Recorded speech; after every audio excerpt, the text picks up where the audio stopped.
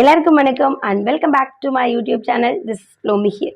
நீங்கள் ஒரு ஸ்டூடெண்ட்டாக இருக்கீங்க, நீங்கள் ஒர்க்கராக இருக்கீங்க, நீங்கள் ஏதோ ஒரு வேலை பார்த்துட்டு இருக்கீங்க, யூடியூப்பில் டைம் போகலன்னு ஏதோ ஒரு வீடியோ பார்த்துட்டே இருக்கீங்க அப்படின்னும்பொழுது ஏதாவது ஒரு பிடிச்ச வீடியோ இருக்கலாம், பிடிக்காத வீடியோ இருக்கலாம். கீழே என்ன பண்ணுவோம், கமெண்ட் பண்ணுவோம். சில பேர் பேட் கமெண்ட்ஸ் பண்ணுவாங்க, இன்னும் சில பேர் இதெல்லாம் தேவையா, போய் வேலையை பாருங்கள் அப்படின்ற மாதிரி பட் கமெண்ட்ஸ் இருந்துகிட்டே தான் இருக்கும். இந்த கமெண்ட் பண்ணதுக்காக மட்டும் ஒருத்தவரை அடித்து சாவடித்து தூக்கி குப்பையில் போட்டிருக்காங்க. நம்ப முடியுதா உங்களால்?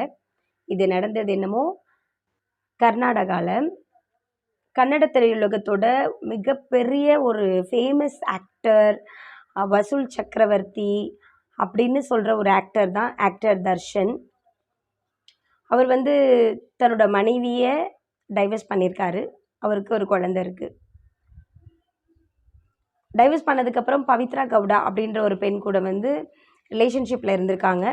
பட் கல்யாணம் பண்ணலையோ என்னமோ தெரியல. அது பவித்ரா கவுடா நிறைய டைம் இன்ஸ்டாகிராமில் போட்டிருக்காங்க, 10 வருட காதல் வாழ்க்கை நிறைவு பெற்றது அப்படின்ற மாதிரி. அதை பார்த்து அவங்க வைஃப் என்ன பண்ணியிருக்காங்க, தர்ஷனோட வைஃப், இதுதான் எங்கள் குடும்பம், இந்த பொண்ணு எங்கள் குடும்பத்துக்கு சம்மந்தம் இல்லாத பொண்ணு, என் கணவரை மயக்கி இப்படிலாம் வச்சிட்ருக்கு அப்படின்ற மாதிரி இவங்க தன்னோட கோபத்தை வெளிப்படுத்தியிருக்காங்க. இதை பார்த்த ஃபேன்ஸ் என்ன பண்ணிகிட்டு இருக்காங்கன்னா, தர்ஷன் அவங்க வைஃப்க்கு ஆதரவாகவும் பவித்ரா கவுடாவுக்கு எதிராகவும் நிறைய பேட் கமெண்ட்ஸ் போட்டுக்கிட்டே இருந்திருக்காங்க.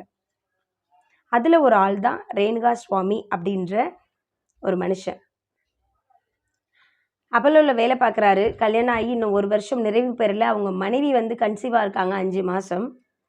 எப்பயும் போல் ஒர்க்குக்கு போகிறேன் அப்படின்னு சொல்லிட்டு ஜூன் 8ஆம் தேதி அப்பல்லோ ஹாஸ்பிட்டல் போயிருக்காரு, ஃபார்மசிக்கு. அங்கே போயிட்டு அம்மாவுக்கு கால் பண்ணி, அம்மா நான் வர லேட் ஆகும், நான் ஃப்ரெண்ட்ஸ் பார்க்க போகிறேன் அப்படின்னு சொல்லியிருக்காரு. இதுக்கிடையில் அவர் என்ன பண்ணியிருக்காருனா, அந்த பவித்ரா கவுடா இருக்காங்கல்ல, அவங்களுக்கு நிறைய பேட் கமெண்ட்ஸ் பண்ணியிருக்காரு. எப்படி நீங்கள் தர்ஷன் கூட தப்பாக இருக்கலாம், அவங்களோட ஃபேமிலி லைஃப்பை நீங்கள் எப்படி சிதைக்கலாம், நீங்கள் எவ்வளோ மோசமான பொம்பளையாக இருக்கீங்கன்னு ரொம்ப மோசமாக வல்கராக மெசேஜ் அனுப்பியிருக்காரு. கூடவே சேர்த்து மெசேஜ் அனுப்பினது பத்தாதுன்னு பர்சனல் டெக்ஸ்ட்டும் பண்ணியிருக்காரு. இதையெல்லாம் பார்த்த பவித்ரா என்ன பண்ணியிருக்காங்கன்னா, தர்ஷன் கிட்ட சொல்லியிருக்காங்க. தர்ஷன் என்ன பண்ணியிருக்காருன்னா, அங்கே இருக்கிற ஃப்ரெண்ட்ஸ் மூலமாக யார் இப்படி பேசினதுக்கான காரணம் என்ன அப்படின்றத தெரிஞ்சுக்கணும் அப்படின்றதுக்காக அந்த ஆளை ட்ரேஸ் பண்ணியிருக்காங்க. ட்ரேஸ் பண்ணி அவர் இருந்த இடத்துலேருந்து பெங்களூருக்கு ஜீப்பில் கடத்திட்டு போயிருக்காங்க. கடத்திட்டு போய் ஒரு ஷெட்டில் போட்டு அவரை அடித்து கையை காலெல்லாம் கட்டி கண்ணா பின்னான்னு அடித்து தூக்கி போட்டுருங்கடான்னு சொல்லிட்டு அவர் கிளம்பி போயிட்டார். அவர் அடித்த இடத்துல தர்ஷனும் பவித்ரா கவுடாவும் இருந்திருக்காங்க. கொஞ்சம் நேரத்துக்கு அப்புறம் அடித்து தூக்கி போடுங்கடான்னு சொல்லிட்டு போயிட்டுருக்காங்க. அவரோட ஃபேன்ஸ் எல்லாம் அவர் அடித்து சாகடித்து பிரிட்ஜ் மேலேருந்து கீழே தூக்கி போட்டிருக்காங்க. அந்த பக்கமாக போன ஸ்விக்கி ஜொமேட்டோ ஃபுட் டெலிவரி பண்ணுறவங்க என்ன பண்ணியிருக்காங்கன்னா, போலீஸ்க்கு இன்ஃபார்ம் பண்ணியிருக்காங்க, இங்கே ஒரு டெட் பாடி கிடக்கு அப்படின்னு சொல்லிட்டு. அது வரைக்குமே ரேணுகா சுவாமியோட வைஃப் 5 மாதம் ப்ரெக்னென்ட் வேறு. அவங்க என்ன சொல்கிறாங்கன்னா, இல்லை என் கணவர் வந்துடுவார், ஃப்ரெண்டை தானே பார்க்க போயிருக்காரு, வந்துடுவார் அப்படின்னு ஏதோ ஒரு அசட்டு நம்பிக்கையில் இருந்திருக்காங்க. போலீஸ்லேயும் மிஸ்ஸிங் கேஸ் கம்ப்ளைண்ட் பண்ணியிருக்காங்க. ஸோ இவர் இந்த டெட் பாடி அவராக இருக்குமோ அப்படின்னு செக் பண்ணி பார்த்ததுக்கு ரேணுகா சுவாமியோட டெட் பாடி தான். இன்வெஸ்டிகேட் பண்ணிகிட்டு இருக்கும் பொழுதே ஒரு ஃபோன் ஒன்று வருது, இந்த மாதிரி எனக்கும் ரேணுகா சுவாமிக்கும் ஒரு சின்ன பண பிரச்சனைகள் இருந்தது, அதனால் நாங்கள் தான் அவரை அடித்து கொண்டுட்டோம் அப்படின்னு 3 பேர் வாலண்டியராக சரண்டர் ஆகுறாங்க. சரண்டர் ஆகும், என்னடா அது கேஸ் ரொம்ப ஸ்மூத்தாக போகுது, செத்து போனார், கேஸ் ஃபைல் பண்ணாங்க, உடனே 3 பேர் ஆஜரானாங்க. இது ஒன்றும் சரியாக பண்ணலேன்னு போலீஸ் கொஞ்சம் தீவிரமாக இன்வெஸ்டிகேட் பண்ணப்போ தான் தெரிஞ்சிருக்கு, சிசிடிவி ஃபுட்டேஜில் தர்ஷன் அவங்களோட ஜீப் கிராஸ் பண்ணி போனது, அப்புறம் என்ன பிரச்சனைன்னு அவங்களே ரொம்ப அடித்து விசாரித்ததுக்கப்புறம் இவர் இந்த மாதிரி பேட் கமெண்ட்ஸ் ரொம்ப மோசமாக பவித்ரா அவங்களுக்கு சென்ட் பண்ணதாகவும், பவித்ரா அதை போயிட்டு தர்ஷன்கிட்ட சொன்னதாகவும், தர்ஷன் ரொம்பவும் கோபப்பட்டு ரேணுகா சுவாமியை அடித்து சாகடிக்க சொன்னதாகவும், ஃபைனலாக அவர் இறந்து போயிட்டதாகவும் கேஸ் மீடியாவுக்கு தெரிஞ்சிடுச்சு. கேஸும் அஃபிஷியலாக ஃபைல் ஆகிடுச்சு. இதுக்கு மேலே அவர் தப்பிக்க வாய்ப்பு இல்லை அப்படின்னு சொல்லிட்டு அவர் அரெஸ்ட் பண்ணுறதுக்காக போகிறாங்க. தர்ஷன் ரொம்ப ஜாலியாக ஜிம்மில் எக்ஸசைஸ் பண்ணிகிட்டு இருந்திருக்காரு. அவரை போலீஸ் அரெஸ்ட் பண்ணி கூட்டிகிட்டு போயிட்டாங்க. ஒரு குடும்பம் இன்னும் ஒரு 6 மாதத்தில் தர்ஷன் வெளியே வந்துடுவார். பட் இறந்து போன ஒரு குடும்பம், ரேணுகா சுவாமி அப்படின்ற ஒரு மனுஷனோட குடும்பம். அம்மா இருக்காங்க, வைஃப் கன்சீவாக இருக்காங்க. இன்னும் ஒரு 2 மாதத்தில் தேவையில்லாத வேலையெல்லாம் அவர் பார்க்காம இருந்திருந்தாருன்னா திருமண நாள் கொண்டாடி இருப்பார், தன்னோட குழந்தைய பார்த்துருப்பார்.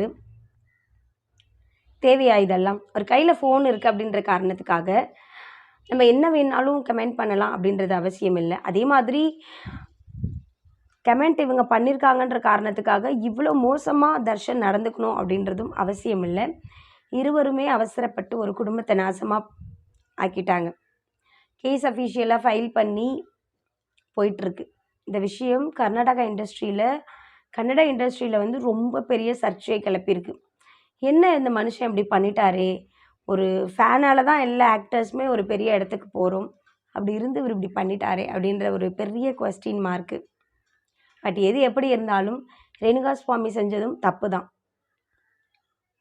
ஒரு ஹீரோ ஃபேன் இவங்களுக்கு நடுவில் ஒரு ஸ்பேஸ் இருந்திருக்கணும். பட் இப்போது இன்ஸ்டாகிராம், யூடியூப், டிக்டாக்லாம் வந்ததோ அப்போது வந்து எல்லாருமே தன்னோட கருத்துக்களை ரொம்ப ஈஸியாக ஷேர் பண்ண ஆரம்பிச்சிட்டாங்க. பட் சபை நாகரிகம், எங்கே எப்படி பேசணும், இடம் பொருள் ஏவல் எல்லாம் தெரியாமல் ரொம்ப இஷ்டத்துக்கு ரொம்ப மோசமாக ரொம்ப வல்கராக நிறைய பெண்கள் வந்து யூடியூப் சேனல் ஸ்டார்ட் பண்ணிவிட்டு அதுக்கு கீழே வர கமெண்ட்ஸ் பார்த்து பயந்துட்டு, ஓ மை காட் இந்த சேனல்லே நமக்கு தேவையில்லடா. ஏன்னா அந்த கமெண்ட்ஸ் வந்து எல்லோரும் பார்க்குறாங்க.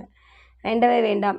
நம்மள வீட்டில் ஒரு வார்த்தை கூட சொல்லி திட்டிருக்க மாட்டாங்க. பட் இவங்கள்ட்டலாம் திட்டு வாங்கணுமோ அப்படின்றதெல்லாம் யோசிச்சு நிறைய பேர் பயந்து இந்த வேலையே நமக்கு வேண்டாம் அப்படின்லாம் ஓடிருக்காங்க.